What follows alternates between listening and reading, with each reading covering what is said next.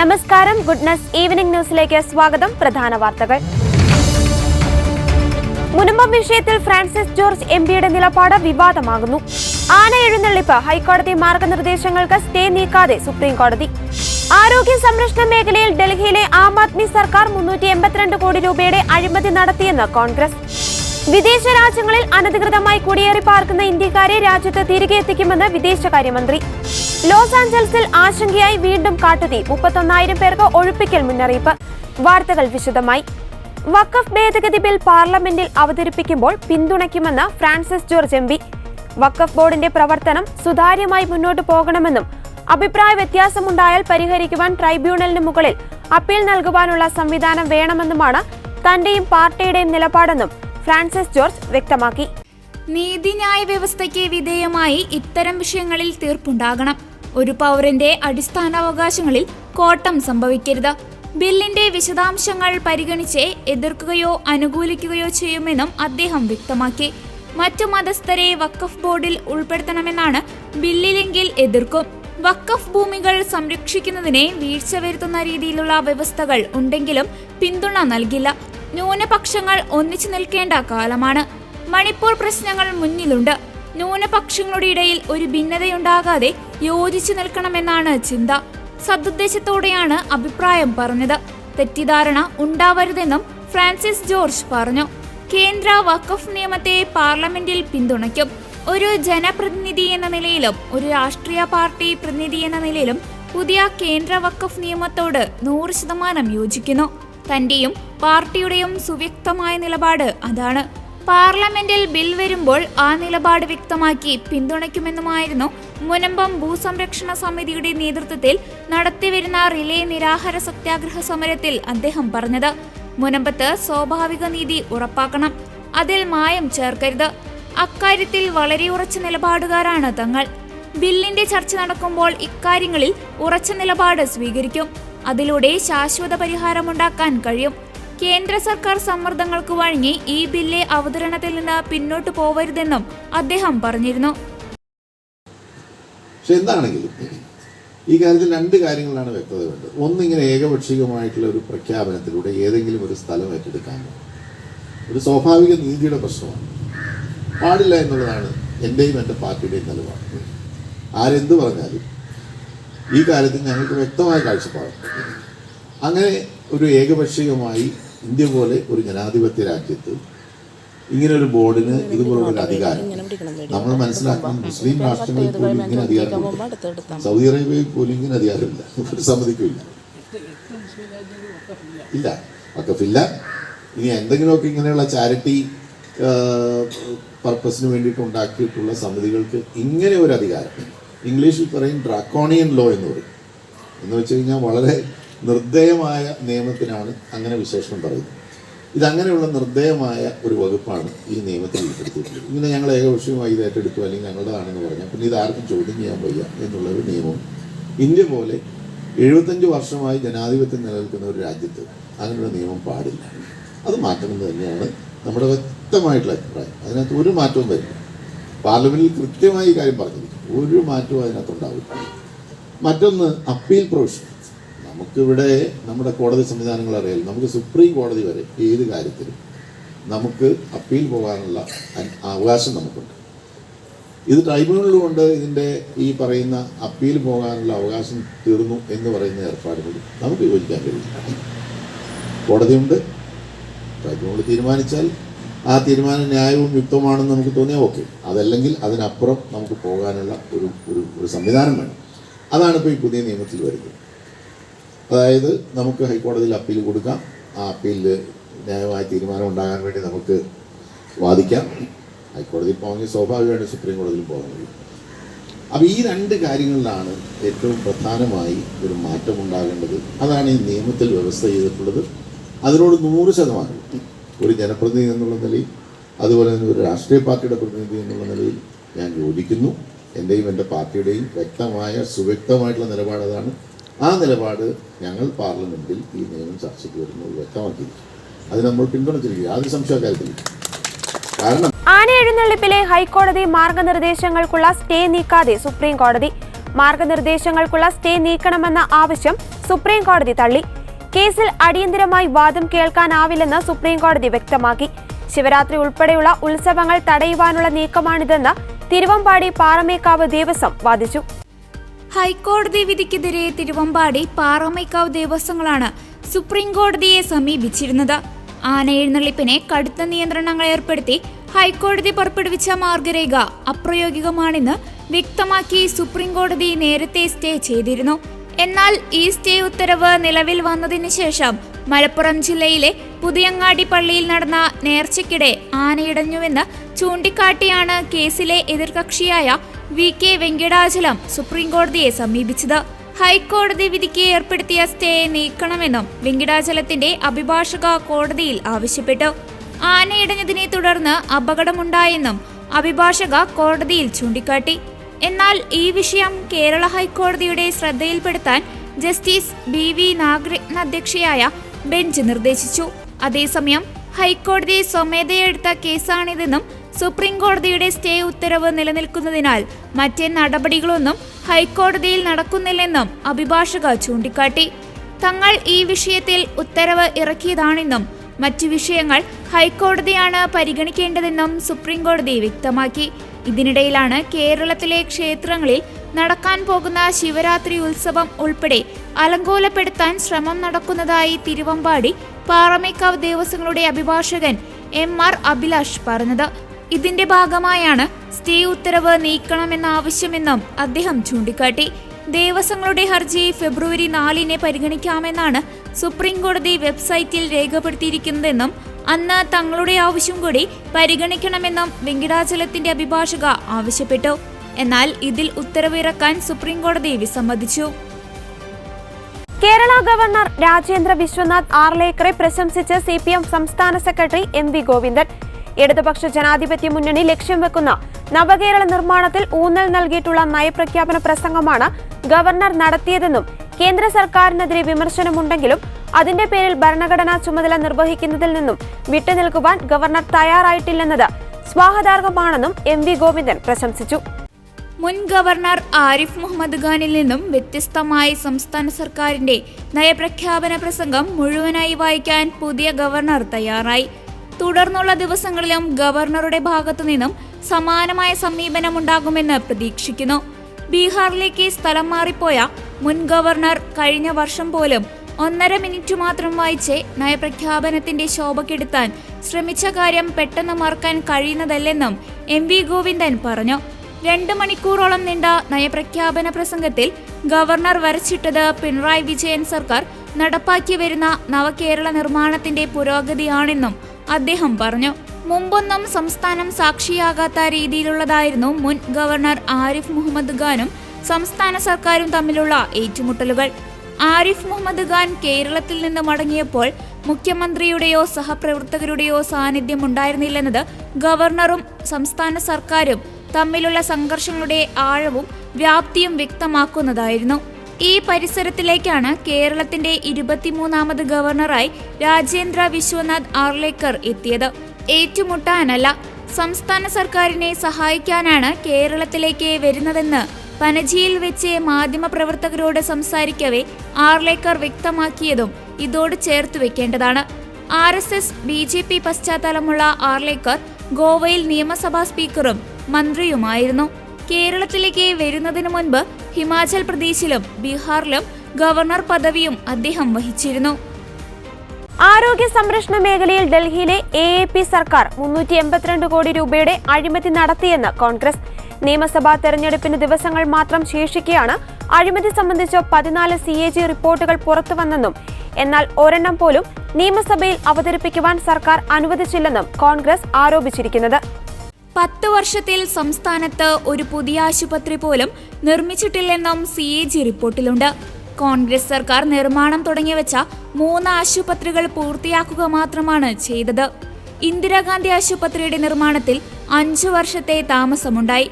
Tender തുകയേക്കാൾ 314.9 കോടി രൂപ അധികമായി ചെലവഴിച്ചു.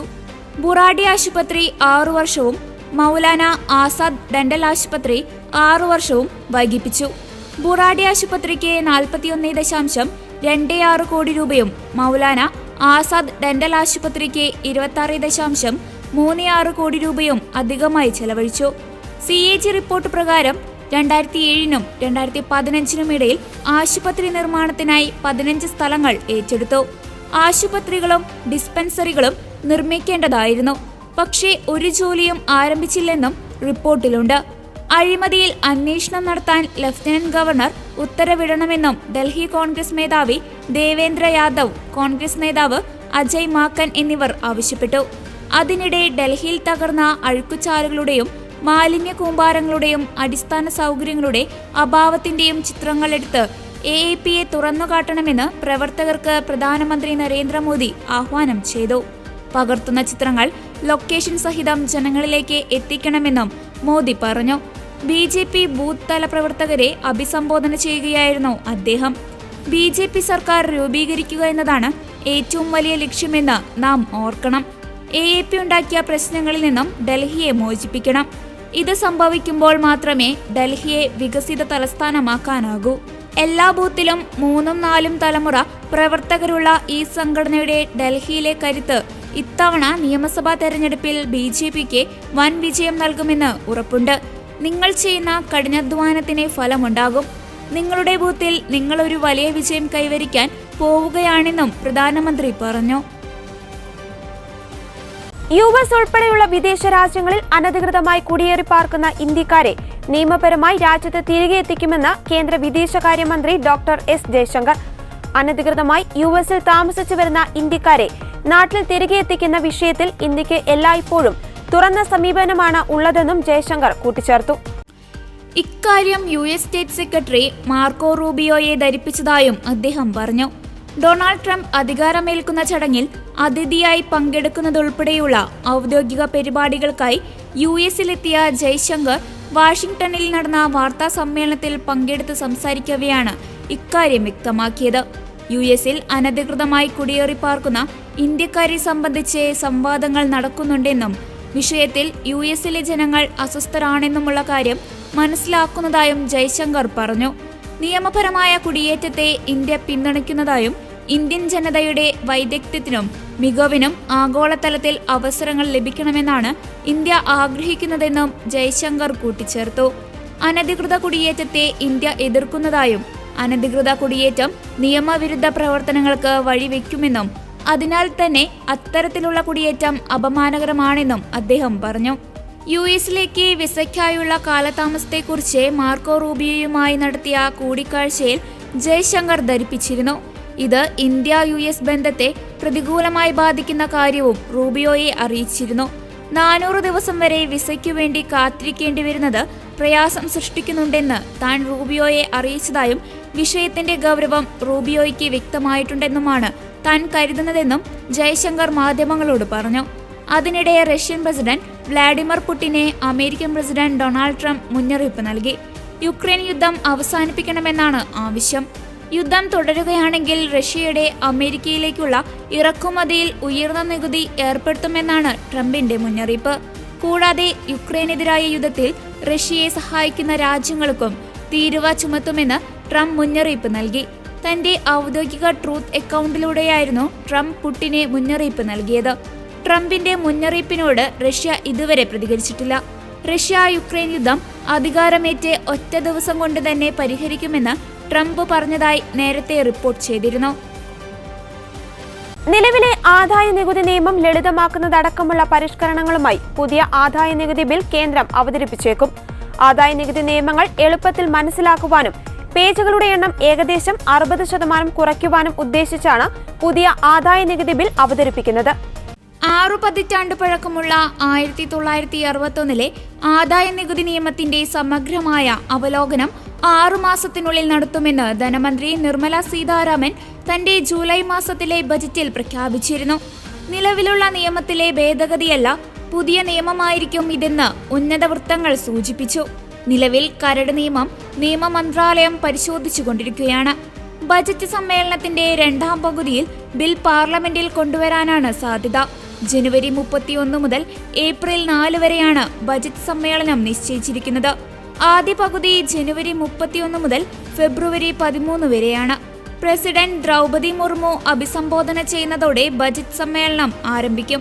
തുടർന്ന് 2024-25 സാമ്പത്തിക സർവേ മേശപ്പുറത്ത് വയ്ക്കും. 2025-26 കേന്ദ്ര ബജറ്റ് ഫെബ്രുവരി 1 അവതരിപ്പിക്കും. കഴിഞ്ഞ ബജറ്റ് പ്രഖ്യാപനത്തിന് അനുസൃതമായി നിയമത്തിന്റെ അവലോകനത്തിന് മേൽനോട്ടം വഹിക്കുന്നതിനും നിയമം മനസ്സിലാക്കാൻ എളുപ്പമാക്കുന്നതിന് ഒരു കമ്മിറ്റി രൂപീകരിച്ചിരുന്നു. നികുതി തർക്കങ്ങൾ, നിയമ പോരാട്ടങ്ങൾ എന്നിവ കുറയ്ക്കുക കൂടി ലക്ഷ്യമിട്ടായിരുന്നു ധനമന്ത്രാലയത്തിന്റെ നീക്കം.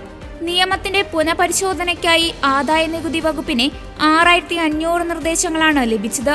വ്യക്തിഗത IT, കോർപ്പറേറ്റ് നികുതി, സെക്യൂരിറ്റീസ് ഇടപാട് നികുതി, സമ്മാന നികുതി എന്നിവയ്ക്ക് പുറമെ നേരിട്ടുള്ള നികുതികൾ ചുമത്തുന്നത് കൈകാര്യം ചെയ്യുന്ന 1961 ആദായ നികുതി നിയമത്തിൽ നിലവിൽ ഏകദേശം 298 വിഭാഗങ്ങളും 23 അധ്യായങ്ങളുമുണ്ട്. ഇത് ഏകദേശം 60% കുറയ്ക്കാനാണ് പുതിയ നിയമത്തിലൂടെ ശ്രമിക്കുന്നത്. വയനാട് ദുരന്തവുമായി ബന്ധപ്പെട്ട 712 കോടി രൂപ ഇതുവരെ ദുരിതാശ്വാസ നിധിയിലേക്ക് ലഭിച്ചിട്ടുണ്ടെന്ന് മുഖ്യമന്ത്രി.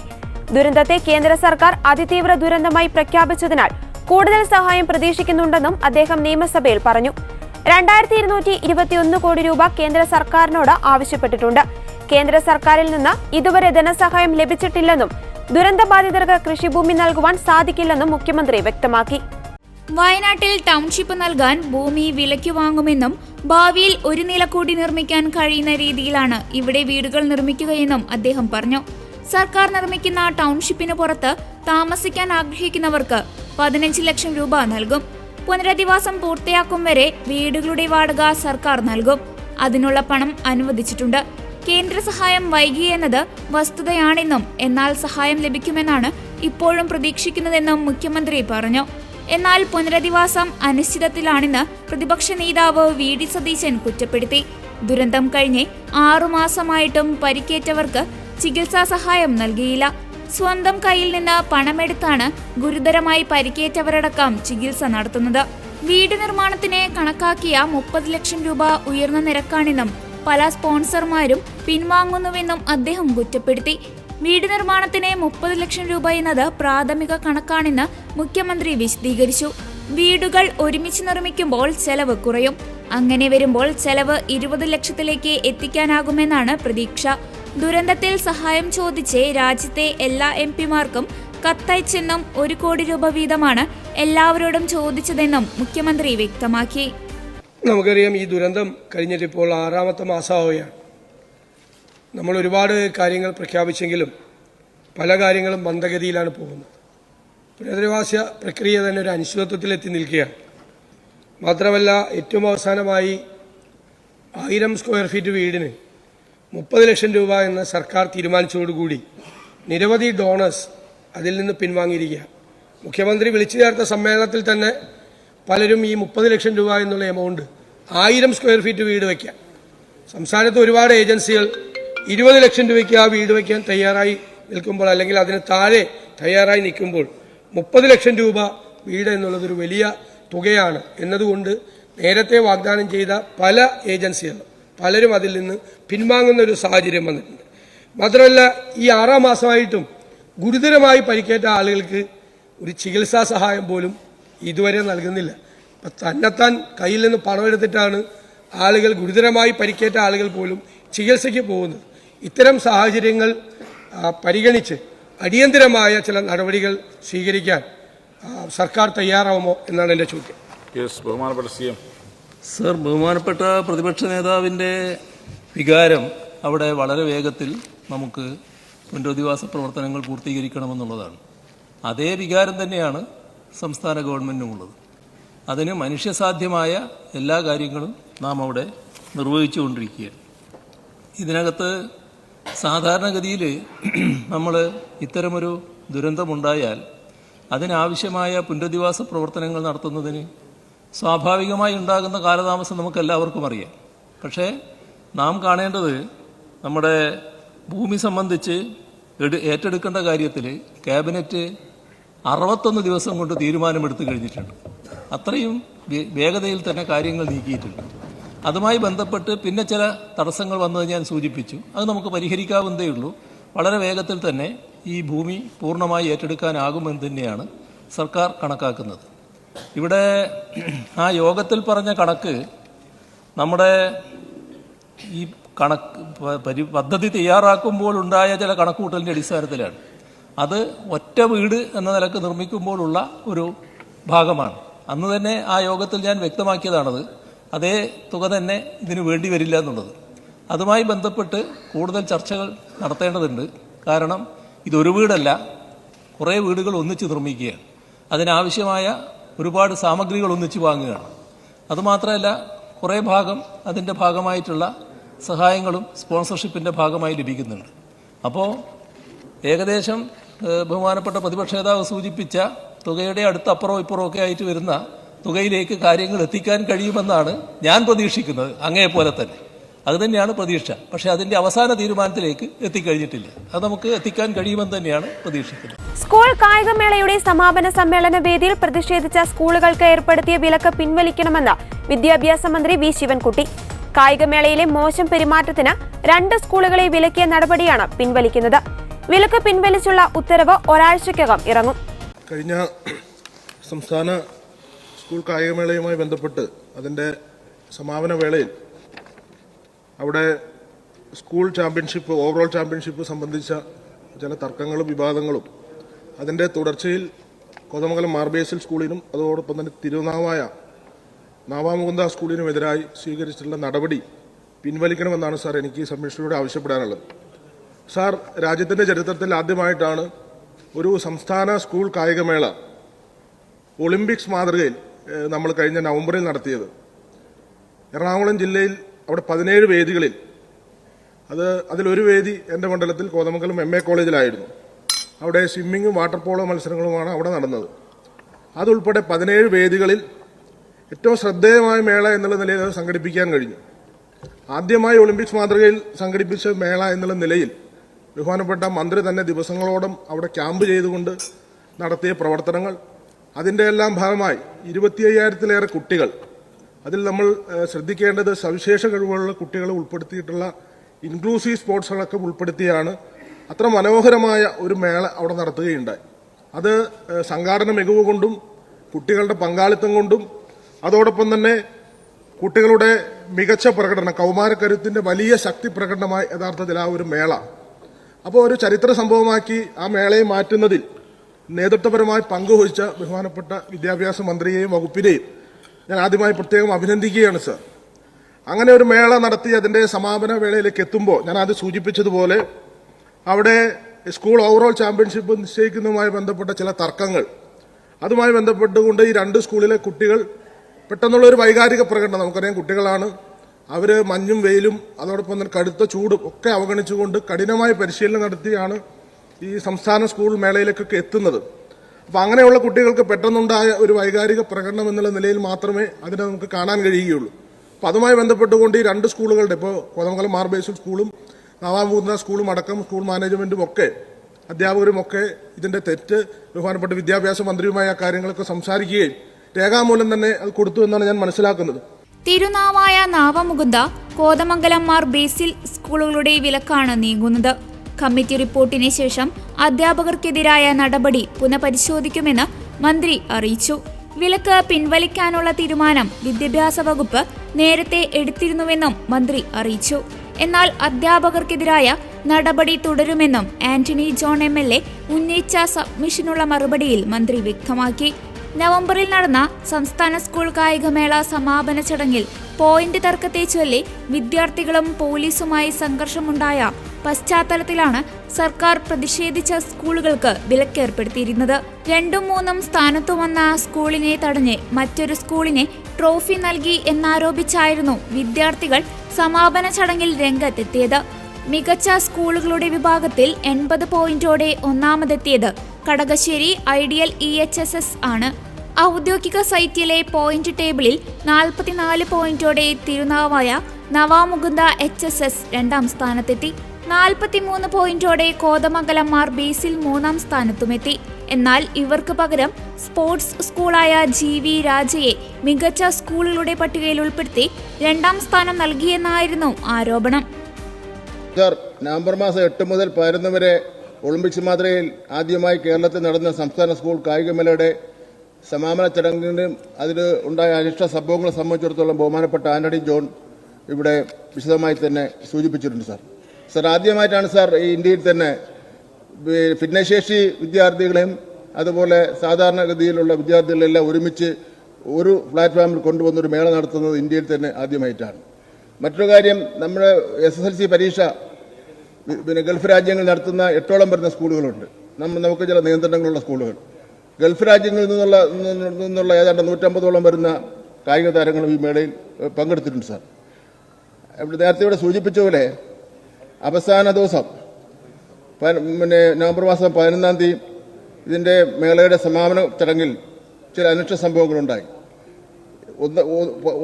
ഒന്നാം സ്ഥാനവും 2ാം സ്ഥാനവും നിശ്ചയിക്കുന്നതിൽ വന്ന ഒരു തർക്കമാണ്. ആ തർക്കം പരിഹരിക്കുന്നതിന് വേണ്ടി ഒരുപാട് മാർഗങ്ങളുണ്ട്. അവിടുത്തെ 2 സ്കൂളിലെയും, അതായത് നാവാമുകുന്ദ സ്കൂളിന്റെയും കോതമംഗലം മാർ ബേസിൽ സ്കൂളിന്റെയും അധ്യാപകർ തന്നെ ടീച്ചർമാരെ മുൻകൈ എടുത്തുകൊണ്ട് അവിടുത്തെ ചടങ്ങിനെ അലങ്കോലപ്പെടുത്തുകയുണ്ടായി. അതിനുശേഷം ഒരു കമ്മീഷൻ വയ്ക്കുകയും ആ കമ്മീഷന്റെ തീരുമാനപ്രകാരമാണ് നേരത്തെ ഇവിടെ സൂചിപ്പിച്ചതുപോലെ അടുത്ത സ്പോർട്സ് മീറ്റിൽ ഈ 2 സ്കൂളിനെ പങ്കെടുപ്പിക്കില്ല എന്നുള്ളൊരു തീരുമാനം എടുത്തത്. ആ തീരുമാനം എടുത്തതിന് ശേഷം ഈ ഉണ്ടായ അനിഷ്ട സംഭവങ്ങളിൽ ഖേദം പ്രകടിപ്പിച്ചുകൊണ്ട് 2 സ്കൂളിന്റെയും മാനേജ്മെന്റ് കത്ത് നൽകിയിട്ടുണ്ട് സാർ. മേലിൽ അത്തരം സംഭവങ്ങൾ ഉണ്ടാകാതിരിക്കാൻ ശ്രദ്ധിക്കാമെന്നും ആ കത്തിൽ അവർ വ്യക്തമാക്കിയിട്ടുണ്ട്. ബഹുമാനപ്പെട്ട മുഖ്യമന്ത്രി ഈ വിഷയത്തിൽ ഇടപെടുകയും ദേശീയ മത്സരത്തിലടക്കം പങ്കെടുക്കേണ്ട കായിക വിദ്യാർത്ഥികൾക്ക് ദോഷകരമായി ബാധിക്കുന്ന ഒരു നടപടിയും ഉണ്ടാകാൻ പാടില്ലെന്നുള്ള നിലയിൽ നിർദ്ദേശം നൽകുകയും ചെയ്തു. സെയ്ഫ് അലി ഖാനെ കുത്താൻ ഉപയോഗിച്ച കത്തിയുടെ ഒരു ഭാഗം കണ്ടെത്തി. നടന്റെ ബാന്ദ്രയിലെ വസതിക്ക് സമീപമുള്ള തടാകത്തിനോട് ചേർന്ന ട്രെഞ്ചിൽ നിന്നാണ് കത്തിയുടെ ഒരു ഭാഗം കണ്ടെടുത്തത്. സെയ്ഫ് അലി ഖാന്റെ ബാന്ദ്രയിലെ വസതിയിൽ നിന്നും ഏതാണ്ട് 1 കിലോമീറ്റർ മാത്രം അകലെ നിന്നാണ് കത്തിയുടെ ഭാഗം കണ്ടെത്തിയത്. കഴിഞ്ഞ ദിവസം പോലീസ് പ്രതി മുഹമ്മദ് ഷെരീഫുളിനെ തടാകത്തിന് സമീപത്തെത്തിച്ച് തെളിവെടുപ്പ് നടത്തിയിരുന്നു.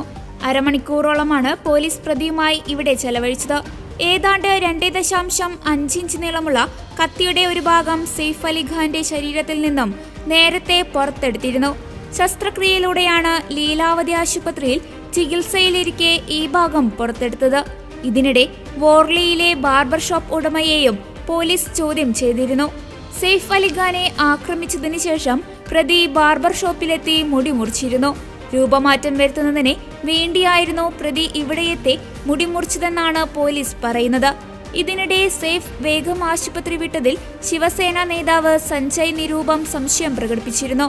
ഗുരുതര പരിക്കേറ്റയാൾ പെട്ടെന്ന് എങ്ങനെ ആശുപത്രി വിടുമെന്നും നടന്നു വീട്ടിലേക്ക് കയറുമെന്നും ഒട്ടേറെ പേർ ചോദിക്കുന്നു. നട്ടെല്ലിനെ പരിക്കേറ്റ് ശസ്ത്രക്രിയയ്ക്ക് വിധേയനായ ഒരാൾ എങ്ങനെ പെട്ടെന്ന് സുഖം പ്രാപിച്ചു?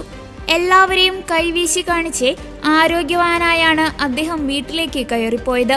കുടുംബം ഇക്കാര്യത്തിൽ വ്യക്തത വരുത്തണമെന്നും അദ്ദേഹം ആവശ്യപ്പെട്ടിരുന്നു. എന്നാൽ ആത്മവിശ്വാസത്തോടെ ജീവിതത്തിലേക്ക് നടന്നു കയറിയ സെയ്ഫിനെ പ്രശംസിക്കുന്നവരുമുണ്ട്. 2025 ജനുവരി 16-നാണ് സെയ്ഫ് അലി ഖാനെ മുംബൈ ബാന്ദ്രയിലെ വീട്ടിൽ വെച്ച് കുത്തേറ്റത്. പുലർച്ചെ നടന്റെ ബാന്ദ്ര വീട്ടിലെത്തിയ അക്രമി അദ്ദേഹത്തെ 6 തവണ കുത്തി പരിക്കേൽപ്പിക്കുകയായിരുന്നു. സംഭവത്തിൽ പ്രതിയെ പിന്നീട് മുംബൈ പോലീസ് പിടികൂടിയിട്ടുണ്ട്. മുഹമ്മദ് ഷെരീഫുൾ ഇസ്ലാം എന്ന ബംഗ്ലാദേശ് സ്വദേശിയായ ഇയാൾ വിജയ് ദാസ് എന്ന പേരിലാണ് ഇന്ത്യയിലേക്ക് കടന്നത്. ഇയാൾ നടന്റെ ഇളയ മകൻ ജയ്ഹിനെ തട്ടിക്കൊണ്ടുപോകാൻ വന്നതാണോ എന്ന സംശയമാണ് പോലീസിനുള്ളത്. ലോസ് ആഞ്ചൽസിൽ ആശങ്കയായി വീണ്ടും കാട്ടുതീ. കാസ്റ്റെക് തടാകത്തിന് സമീപമുള്ള കുന്നിൻ പ്രദേശത്ത് നിന്ന് തുടങ്ങിയ കാട്ടുതീ ഏതാനും മണിക്കൂറുകൾക്കുള്ളിൽ 10,000-ഓളം ഏക്കറിലധികം വിസ്തൃതിയിലേക്ക് അതിവേഗം പടർന്നു. ലോസ് ആഞ്ചൽസിൽ വൻ നാശത്തിന് കാരണമായ കാട്ടുതീക്ക് ദിവസങ്ങൾക്ക് ശേഷമാണ് പുതിയ കാട്ടുതീ പടരുന്നത്. ലോസ് ആഞ്ചലസിൽ വൻ നാശത്തിന് കാരണമായ കാട്ടുതീക്ക് ദിവസങ്ങൾക്ക് ശേഷമാണ് പുതിയ കാട്ടുതീ പടരുന്നത്. ബുധനാഴ്ച രാവിലെയാണ് പുതിയ തീപിടുത്തം ഉണ്ടായതെന്നാണ് California department of forestry and fire protection അറിയിച്ചത്. ഏതാണ്ട് 9,400 ഏക്കർ ഭൂമി കത്തിനശിച്ചു.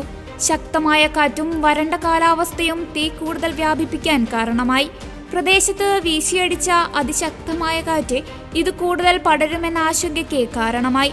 ലോസ് ആഞ്ചലസിന് ഏകദേശം 56 കിലോമീറ്റർ വടക്ക് സാന്താ ക്ലാരിറ്റ നഗരത്തിന് സമീപം സ്ഥിതി ചെയ്യുന്ന തടാകത്തിന് ചുറ്റുമുള്ള 31,000 ആളുകളെ ഒഴിപ്പിക്കാൻ ഉത്തരവിട്ടു. നേരത്തെ ശക്തമായ കാറ്റും അങ്ങേയറ്റം വരണ്ട കാലാവസ്ഥയും കാരണം ജനുവരി 7-നാണ് ലോസ് ആഞ്ചലസിൽ കാട്ടുതീ ഉണ്ടായതും പടർന്നു പിടിച്ചതും. തീപിടുത്തം വ്യാപകമായ നാശത്തിനാണ് കാരണമായത്. 23,448 ഏക്കർ ഭൂമി കത്തിനശിച്ചു. നിരവധി ജീവനുകൾ നഷ്ടമായി. വീടുകൾ കത്തിയമർന്നു. ലക്ഷക്കണക്കിന് ആളുകളെയാണ് മേഖലയിൽ നിന്ന് മാറ്റി പാർപ്പിച്ചത്. ഹോളിവുഡ് നടന്മാരായ Leighton Meester, Adam Brody, Billy Crystal എന്നിവരുടെ ഉടമസ്ഥതയിലുള്ള വീടുകളടക്കം 1000-ലധികം കെട്ടിടങ്ങളാണ് കത്തിനശിച്ചത്. മറ്റൊരു വലിയ തീപിടുത്തമുണ്ടായത് ഈറ്റണിലാണ്. ലോസ് ആഞ്ചലീസ് ഡൗൺ ടൗണിനെ വടക്കുള്ള വനപ്രദേശങ്ങളിൽ ആരംഭിച്ച് 14,000-ലധികം ഏക്കറിൽ ഇത് വ്യാപിച്ചു. 5,000-ലധികം കെട്ടിടങ്ങൾക്ക് നാശനഷ്ടമുണ്ടായതായാണ് റിപ്പോർട്ടുകൾ.